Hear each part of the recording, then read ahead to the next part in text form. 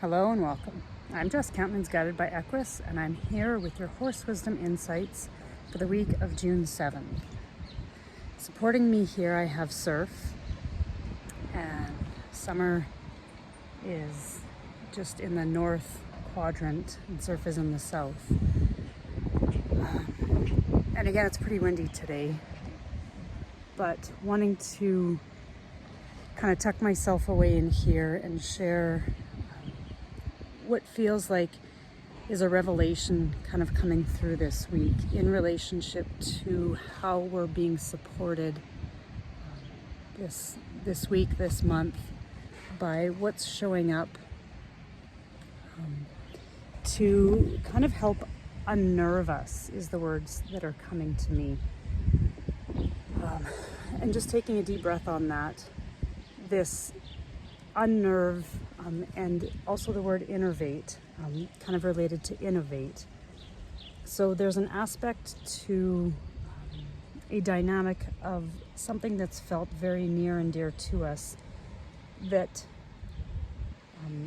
that sense of being unnerved is like in relationship to a fear that we hold around a belief of what we thought that was true, and kind of in relationship to last week and this week. That last week, the return of something in accordance to an aspect of self is helping us unnerve from this fear. And so this fear is kind of like how Surf has turned to me. It's around how we ground ourselves in a specific environment or energy that we're in a relationship with. And I'll just shift to Summer here because it feels like there's an aspect of this that's involved. Because now they've actually each turned. Surf is facing east and Summer's facing west. Although Summer really hasn't necessarily turned. But actually that's interesting because it's how we're turning to see something that we weren't necessarily able to grasp on a level of where we were at in relationship with it, and now we're actually able to see that we're maturing in this relationship, and at the same time stepping into the energy of a new beginning with it. And so this new beginning in relationship to the eclipses is a letting go of our old way of being so that we actually can become this more mature aspect of it. And it's interesting because I didn't come out here to do a video. I came out here and grabbed my trimming tools, and Summer is the one that I just trimmed. And through that, there was almost an identification of what felt like a moving forward in her and my relationship, which actually is just a reflection of my own relationship with where I'm evolving, I guess, with these guys. And so it feels like that's what this aspect is this week, is the word reliance is coming. What we are relying on has changed and shifted in this process of maturing through being able to identify an old connection to a belief system that is no longer true to ourself, and clearing out that old stagnant energy of being able to speak and stand up in our ability of how we see ourselves in this relationship.